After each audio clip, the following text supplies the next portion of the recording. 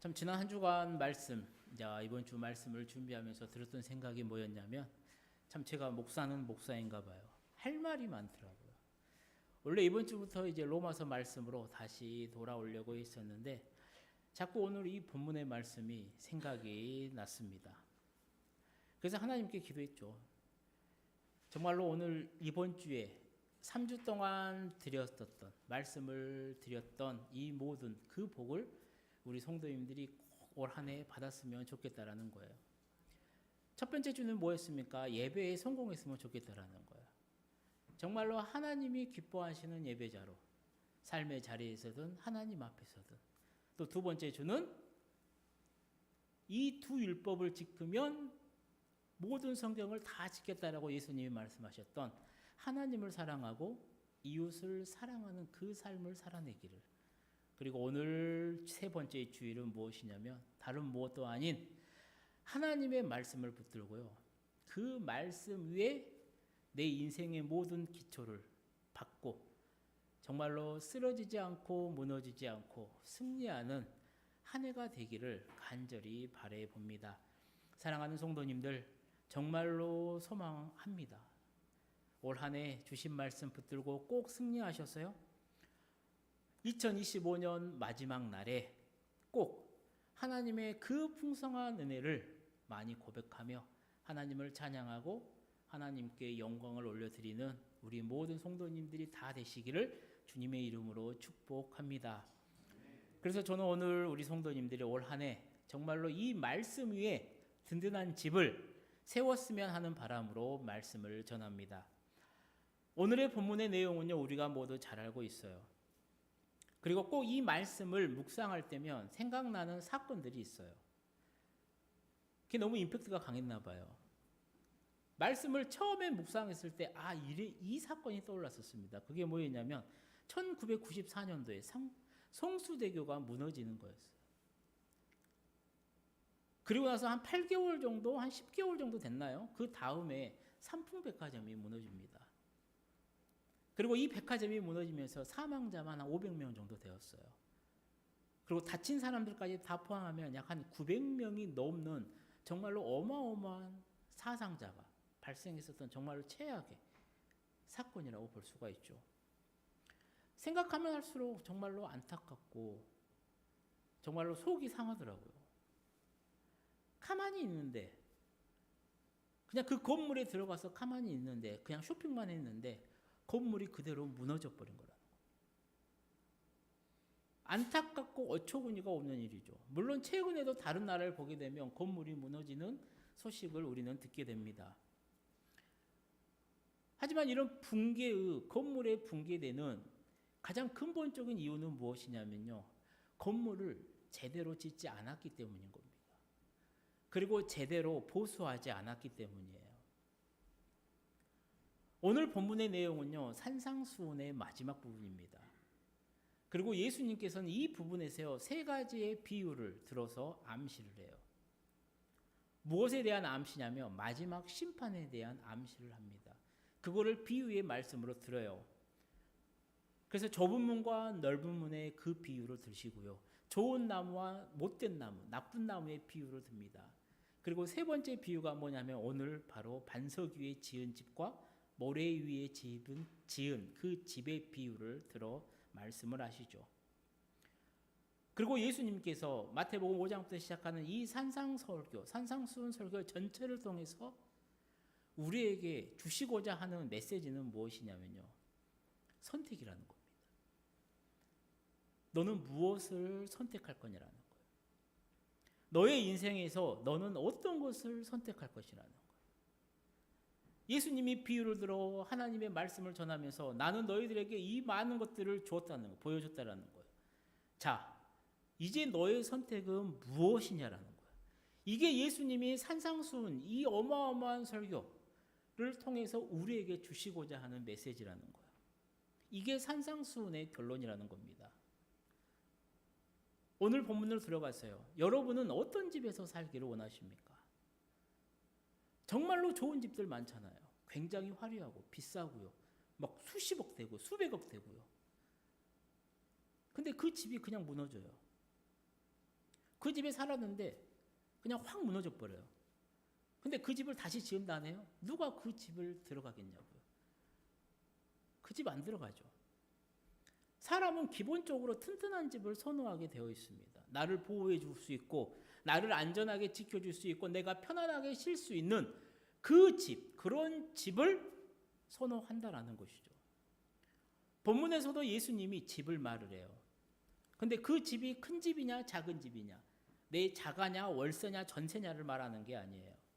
예수님이 말씀하시는 핵심은 무엇이냐면 그 집이 안전하냐 무너지냐라는 것을 말씀하고 있다라는 거예요. 즉 우리에게 가장 중요한 문제를 예수님은 비유를 통해서 말씀하고 계신다라는 거예요.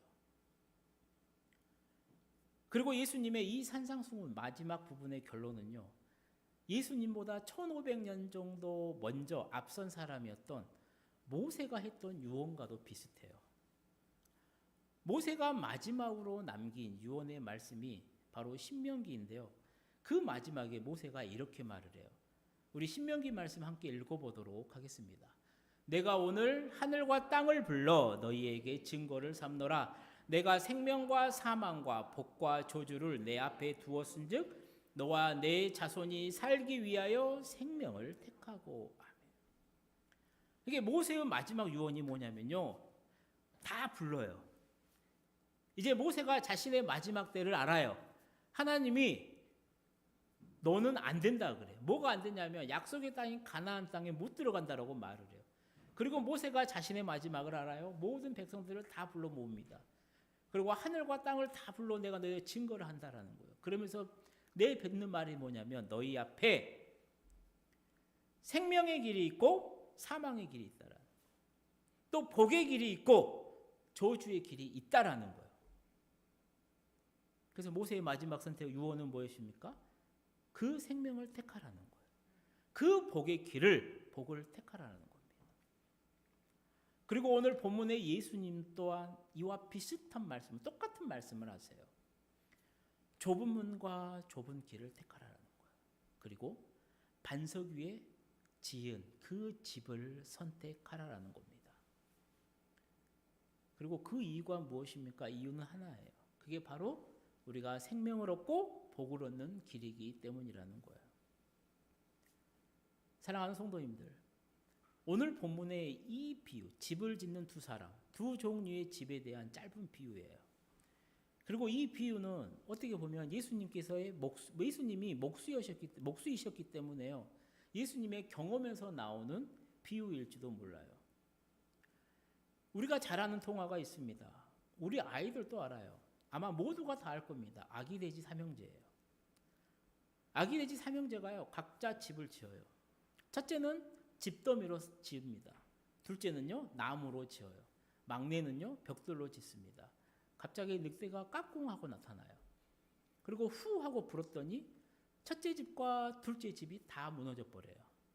그리고 첫째와 둘째는 막내 집으로 피신을 합니다. 늑대가 다시 또 나타나요. 그리고 후 불어요. 그리고 벽돌을 지었던 집이 무너져요? 안 무너져요? 안 무너집니다. 그래서 결론은 뭐예요? 이 삼형제는 늑대로부터 안전하게 피신했다라는 거예요. 무사했다라는 이야기인 겁니다. 그리고 이 이야기를 다 들려주고 아이들에게 물어봐요. 자, 이 이야기가 하고자 하는 메시지는 무엇이냐? 말하려고 하는 것은 무엇입니까? 라고 물어보면 다들 대답을 하죠. 집을 튼튼하게 지어야 되는 겁니다. 맞습니다. 그래요. 집은요, 튼튼해야 됩니다. 안전하게 짓는 것이 가장 중요해요. 아무리 멋지고 화려하고 편리해도요, 그 집이 바람만 불면 무너져 버린다라. 땅이 조금만 옆에 큰 차만 가도 흔들려 버린다라면요, 사람이 불안해서 살 수 있겠냐라고요. 집은 튼튼하게 지어야 돼요. 그것이 가장 중요한 겁니다. 오늘 본문을 보게 되면요, 예수님이 두 종류의 집을 대조하면서 말씀을 하세요. 그런데 이 두 집이 서로 대비되는, 반대되는 모습을 보여줍니다. 우리 본문 25절과 27절 말씀을 함께 읽어보도록 하겠습니다. 비가 내리고 창수가 나고 바람이 불어 그 집에 부딪히되 무너지지 아니하나니 이는 주초를 반석 위에 놓은 까닭이다. 비가 내리고 창수가 나고 바람이 불어 그 집에 부딪힘에 무너져 그 무너짐이 심하니라. 아멘. 자, 두 집에 똑같이 비가 내려요. 창수가 나요. 창수가 뭐냐면 홍수입니다. 홍수가 납니다. 그리고 바람이 불어요. 그래서 집에 부딪힙니다. 좀 더 깊게 들어가면요, 그냥 간단하게 훑고 넘어가면 비와 창수와 바람은요, 우리에게 불어닥치는 세 가지의 시험을 나타내요. 비는 위에서 내리는 것이기 때문에 위로부터 오는 시련이라고 할 수 있어요. 창수, 홍수는요, 밑에서부터 나오는 거예요. 그게 아래로부터 오는 재난이라고 볼 수 있습니다. 바람은 옆에서 부는기 때문에 우리에게 몰아치는 고난이라고 할 수 있어요. 즉 우리의 삶을 살아가다 보면요, 이런 시련과 재난과 고난이 와요. 그런데 오늘 본문을 보게 되면요, 이 세 가지의 고난, 재난이, 시험이 한꺼번에 몰아닥쳤다라는 거예요. 그러니까 얼마나 힘들겠냐고요. 정신을 차릴 수가 없는 정말로 그런 상황이었을 겁니다. 그런데 이 두 집이 이런 똑같은 상황에 처해요. 그런데 다른 점이 하나 있다라는 거예요. 다른 점이. 그게 뭐냐면 한 집은 반석 위에 세웠고 다른 집은 모래 위에 세웠다라는 거예요. 그래서 그 집이 어떤 집이냐, 튼튼한 집이냐를 말씀하지 않습니다. 그게 무엇이냐면 집이 다르다라는 거 아니에요. 집은 똑같아요. 집은 똑같은 종류입니다. 집은 똑같은데 그 집을 짓는 기초, 주추가 무엇이냐에 따라서 견디기도 하고 못 견디기도 한다라는 거예요. 그래서 반석 위에 집은 비가 오고 홍수가 나고 정말로 큰 바람, 강풍이 불어도 잘 견디고 끄떡없지만 모래 위에 지은 집은 쉽게 무너져 버린다라고 말씀하신 거죠. 집 자체보다 기초가 약해서 무너진다라는 겁니다. 그래서 어떤 기초 위에 세우는 게 중요하냐, 지금 그거를 예수님은 말씀하신다라는 것이죠. 생각해 보십시오. 현실적으로 봤을 때 진짜로 실제 집을 생각해 봤을 때요, 모래 위에 집을 짓는 이유는 여러 가지가 있겠죠. 모래 위에 지으면요, 반석 위에 짓는 것보다 빨리 지을 수 있을 겁니다. 빨리 지을 수 있으니까요, 또 자재비랑 이런 것도 또 남겨 먹을 수가 있을 거예요. 또 화려하게 지을 수도 있고요, 사람들의 칭찬도 받을 수 있을 거예요. 와, 기술 좋으니까 저 멋진 집을 저렇게 빨리 지었네. 와, 내가 대단한 사람이구나. 뭐 강한 지진이 오는 것을 대비하죠. 한 7, 8 정도 와야 되는데요. 데이터를 쫙 봐보니까 최근에 오질 않아요. 뭐 사이클을 보니까 한 몇백 년 뒤에나 다시 이 정도의 지진이 온다는 거야. 그러니까 지진을 한 5 정도, 5나 6 정도 견딜 수 있게 만들어요. 그러면요, 비용도 절감되고 공사 기간도 단축이 되겠죠. 그러다 보니까 모래 위에 집을 짓는 겁니다. 사실 누가 무너지는 집에 살고 싶겠냐라고요. 하지만 문제는 뭐예요? 우리 인생은 누구도 예측할 수가 없다라는 거예요. 불과 몇 년 전에 코로나 바이러스가요, 우리의 삶을 이렇게 바꾸어 놓을 줄은 아무도 예상하지 못했어요. 즉 이 땅에는 우리가 전혀 예상하지 못하는 일들이 갑자기 일어날 수가 있다라는 거예요. 생각하지도 못했던 재난이 몰려옵니다. 이런 일들은요, 계속해서 일어나요. 심지어 우리가 아무리 단단한 바위 위에 집을 지어도요, 그 바위가 깨지고 무너질 때가 온다라는 겁니다. 그래서 성경이 말하는 건 뭐예요? 이 세상에서 깨어지지 않는 집은 없다라는 거예요. 그런 기초는 없다라는 거예요. 그래서 영원한 반석이신 우리 예수 그리스도의 위에 우리의 집을 지어야 된다라고 말하는 겁니다. 성경이 우리에게 분명하게 말하는 거예요. 예수 외에는 다른 기초가 없다라는 거예요. 그리고 이 기초를 우리가 붙잡지 않으면요, 그 위에 우리의 집을 세우지 않으면요, 우리는 죄와 사망의 급류에 휩싸여서 다 떠내려 간다라는 겁니다. 오늘 예수님의 이 비유에 의하면요, 우리 모두는 집을 짓는 건축자입니다. 그래서 보통 인생을 집에 비유해요. 내 인생의 집을 어떻게 지을까? 청년의 때는 많은 생각을 궁리를 할 겁니다. 나는 어떤 집, 어떤 인생을 만들어 갈 거냐. 시간이 흘러서 중년이 되고 노년기에 접어들면요, 그동안 나의 집은 어떠한가를 돌아보기도 합니다. 우리는 오늘 각자 자기 인생의 집을 짓는 사람들이에요.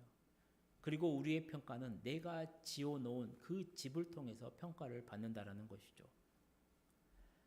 그렇다면 지금까지 내가 지어놓았던 집이, 내 인생의 집이 나를 안전하게 지켜줄 수 있느냐, 우리는 그것을 점검해 볼 필요가 있다라는 겁니다. 지금 내 인생에 시련이 닥친다라면, 인생에 강한 비바람이 몰아친다라면, 홍수가 난다라면 이 집은 나를 붙들어 줄 수 있느냐? 내 집은 제대로 된 기초 위에 잘 세워져 있느냐를 점검해 봐야 된다라는 것이죠. 누가복음 12장에 가게 되면요, 참 재미있는 비유가 나옵니다. 예수님이 비유 하나를 하세요. 이 비유 또한 우리가 너무나도 잘 알죠. 바로 어리석은 부자의 비유입니다. 한 부자가요, 너무나 수확이 많아요. 너무나 소출이 많아요. 풍족해지니까요, 행복한 고민에 빠져요. 무슨 고민에 빠져요? 내가 이제 곡식을 쌓아놓을 곡간이 없다라는 거예요.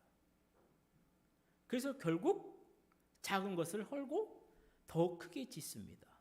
그리고 모든 곡식들과 물건들을 쌓아놓으면서 뭐라 하냐면 이제 편안히 먹고 마시고 즐거워하자라고 생각을 해요. 세상적인 관점으로 봤을 때는요, 얼마나 선견지명이 있어요. 얼마나 총명합니까? 얼마나 성공한 사람이에요. 누구나 부러워할 만한 사람이지 않겠습니까? 엄청난 소출을 거뒀다니까요. 내 재물을 쌓아둘 곳이 없어요. 그래서 그걸 헐고 더 지었다니까요. 재물을 허랑방탕하게 쓰지도 않았어요. 술 마시고 도박하는 것도 아니에요. 그 모든 것들을 다 재워놨다라는 겁니다. 저축했다라는 거예요. 누구나 본받을 만한 그런 사람이에요. 그런데 하나님이 그 사람을 봤을 때는요, 참 어리석은 사람이라는 거예요. 왜 어리석냐? 자기 육신의 필요와 영혼의 필요를 혼동하더라는 거예요. 이 부자가 어떻게 말을 했냐면, 우리 누가복음 12장 19절 말씀 한번 읽어볼까요? 또 내가 내 영혼에게 이르되 영혼아, 여러 해 쓸 물건을 많이 쌓아두었으니 평안히 쉬고 먹고 마시고 즐거워하자리라. 아멘. 그러니까 스스로 이렇게 말했다라는 거예요. 그러니까 쉽게 말하면 뭐예요? 엄청나게 풍성한 것들을 많이 쌓아놓았으니 이제 내 마음이 만족하게 될 것이라는 거예요. 내 영혼이 만족하게 될 것이다라는 거예요. 그러니까 이 부자가 생각한 게 뭐예요? 오늘날 우리가 정말로 많이 생각하는 것 중에 하나입니다. 내 영혼의 갈급함이 물질로 채워질 수 있다라고 생각했다라는 거예요. 근데 성경이 우리에게 말해준 건 뭐예요? 절대 그럴 수 없다라는 거예요. 우리의 경험으로 그건 잘 알아요. 아무리 세상에 많은 것들을 가져도요, 지금보다 돈이 더 많아지고 더 좋은 집에 가고 더 좋은 거, 아니요, 사람은 만족하지 못해요. 처음에는 괜찮아요. 그런가 보다 해요. 근데 자꾸만 우리의 눈이 더 높아집니다. 그리고 더 갈급하게 돼요. 그리고 그 이유는 무엇이냐면 우리의 이 조그만 마음이요, 세상의 그 어떤 것보다, 세상의 모든 것들을 합친 것보다 크기 때문이라는 거예요. 세상의 억만금을 가진 것보다요, 합친 것보다요, 우리 각자의 마음이 더 커요. 생각해 보세요. 작은 것으로 큰 것을 채우려고 하니 채워지냐고요? 안 채워진다라니까요. 이 공간을 채우려고 하면요, 이 공간보다 더 큰 곳으로 채워야 되는 겁니다. 작은 곳으로 채우면요, 빈 공간이 남아요. 그래서 성경이 말을 하는 겁니다. 우리의 마음을 채울 수 있는 존재는 하나님뿐이다라고 분명하게 말씀을 해줘요. 그래서 하나님이 이 부자에게요, 이렇게 말씀하세요. 우리 20절 말씀 함께 읽어보겠습니다. 하나님이 이르시되 어리석은 자여, 오늘 밤에 내 영혼을 도로 찾으리니 그러면 내 준비한 것이 누구의 것이 되겠느냐 하셨으니. 아멘. 이 부자 참 지혜롭다니까요. 세상적인 관점을 봤을 때는 참 훌륭한 사람이에요. 열심히 일해서 돈도 벌었다라니까요. 엄청난 소출도 얻었어요. 다 쟁여놨습니다. 야, 좋다. 야, 이제 내가 더 큰 부자가 됐다. 와! 하나님이 말하는 거예요. 오늘 밤에 내가 네 영혼을 데려가겠다. 그러면 이게 다 무슨 소용이냐라는 거예요. 이게 다 누구 것이 되겠냐라는 거예요. 즉 죽음과 함께 땅에 지은 모든 것들은 다 무너진다라는 겁니다. 오늘 본문의 말씀에서도 예수님이 말씀하세요. 지혜로운 사람은 반석 위에 집을 지은 사람이다. 그래서 누가 지혜롭냐? 바로 말씀을 듣고 행하는 사람이 지혜롭다고 말씀하세요. 반대로 말씀을 듣고 행하지 않는 자는 어리석다라고 말씀을 하십니다. 이게 지혜로운 사람이나 어리석은 사람이나 하나님의 말씀은 다 듣는다라는 거예요. 하나님의 말씀을 들은 사람이 지혜롭고 하나님의 말씀을 듣지 않는 사람이 어리석은 사람이 아니라는 거예요. 지혜로운 사람하고 어리석은 사람하고 공통된 것은 뭐예요? 둘 다 하나님의 말씀을 듣는다라는 겁니다. 그러면 지혜와 어리석음을 판단하는, 가르는 기준이 무엇이냐? 바로 그 말씀을 듣고 내가 행했냐, 행하지 않았냐라는 거예요.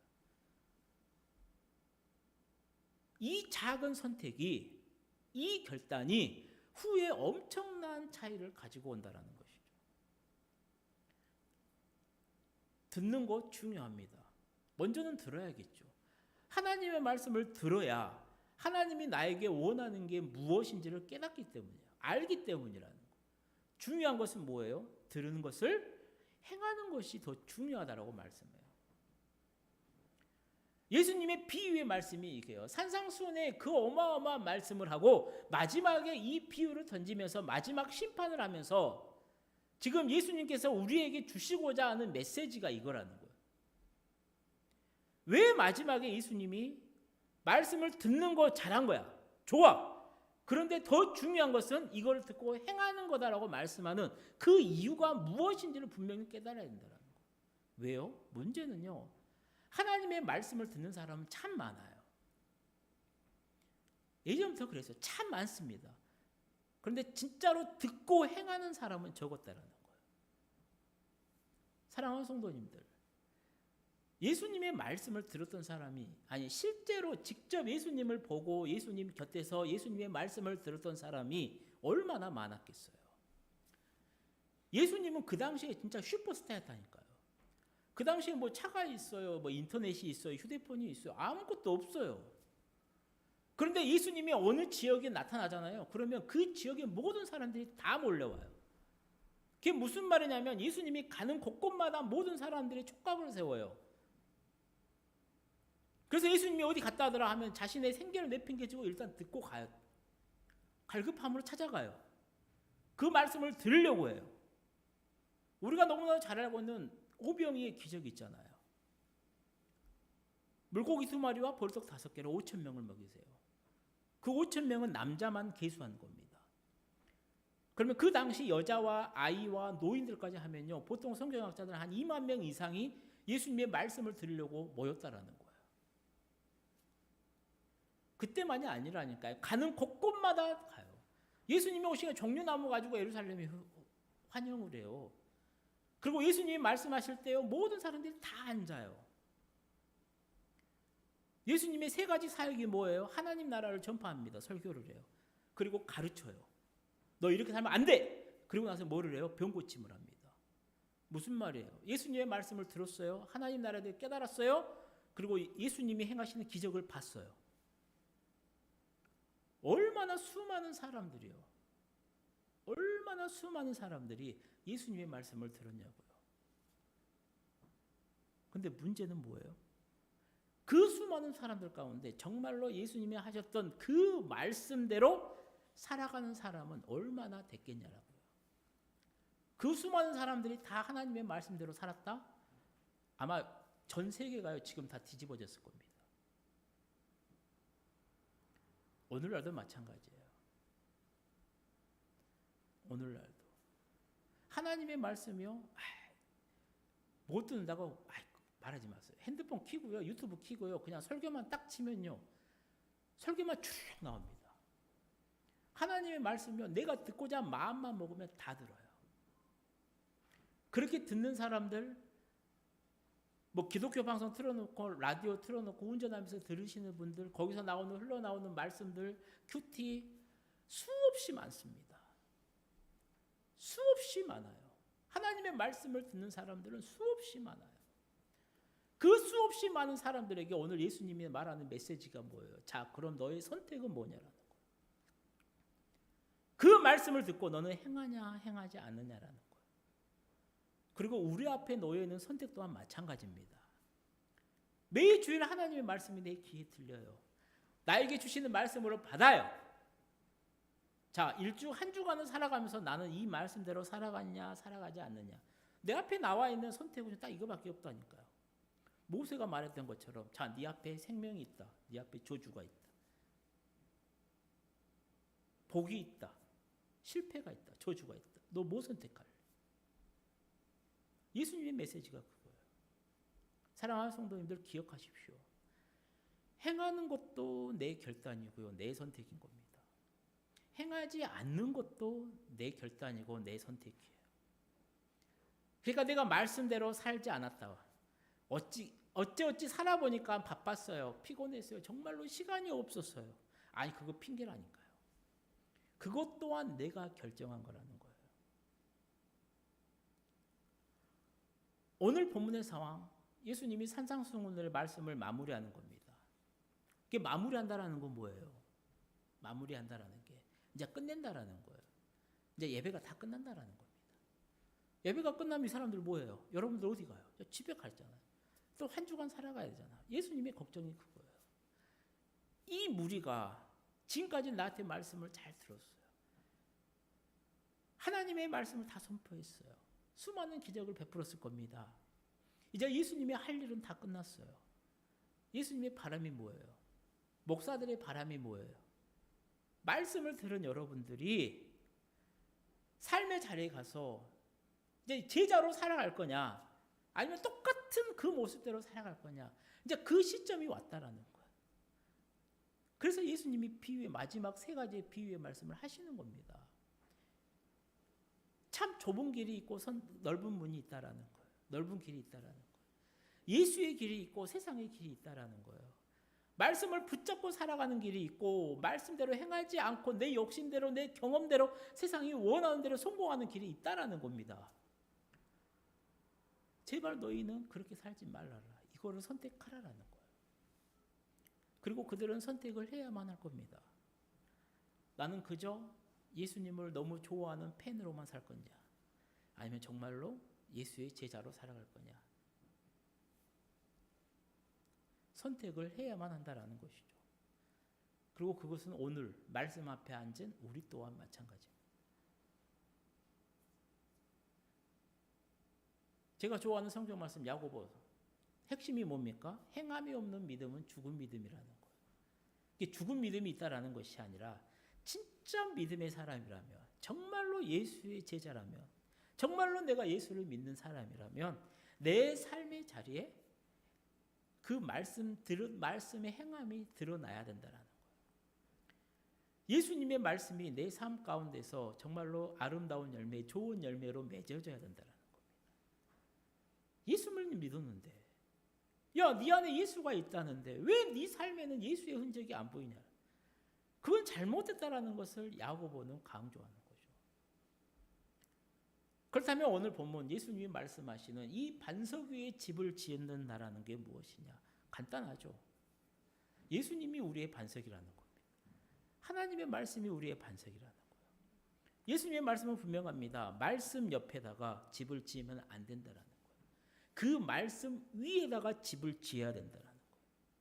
말씀 옆에 집을 지은다라는 것은 무엇이냐면 바로 듣기만 하고 행함이 없는 것을 말을 해요. 오늘 내가 예배를 드렸으니까, 오늘 내가 하나님의 말씀을 드렸으니까 내 마음에 거리낌이 없어요. 괜찮아요. 평안해요. 그래서 내 마음대로 살아갑니다. 내 경험대로 살아갑니다. 똑같은 루틴대로 살아가요. 하나님의 말씀이 아니라. 예수님이 분명히 말하죠. 그거 굉장히 위험한 거다. 인생의 시험이 오면 싹 무너진다라는 거예요. 사랑하는 성도님들, 우리의 믿음이요 평소에는 잘 구분이 되지 않을 수가 있어요.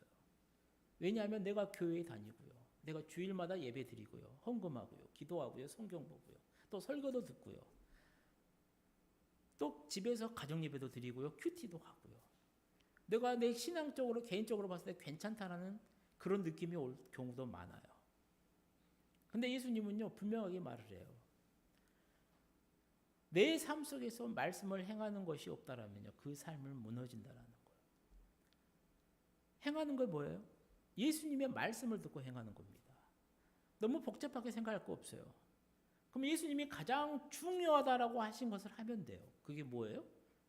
지난주에 말씀드렸던 사랑의 관계예요. 진짜 하나님을 사랑하는 삶. 오늘 이 예배 자리에 나올 때 하나님을 사랑하는 간절함이 있냐라는 거예요. 오늘날 많은 사람들이 교회 안 나오고요, 교회 정말 지각하고요, 떠들고요, 교회 이리저리 옮겨 다니고요. 진짜 여러 가지 이유가 있겠죠. 근데 제가 봤을 때 딱 하나라니까요. 간절함이 없어요. 갈급함이 없어요. 하나님이 없어도 돼요. 그럼 왜 교회 앞에 앉아 있어요? 내 마음의 평안함, 이 도덕적인, 이 윤리적인 마음의 짐을 덜기 위해서라니까. 진짜로 하나님을 사랑하잖아요. 진짜 사랑하는 사람을 만나라고 할 때 오랜만에 일주일 만에 본다고 해봐요. 얼마나 기쁘겠냐고, 얼마나 좋겠냐라고요.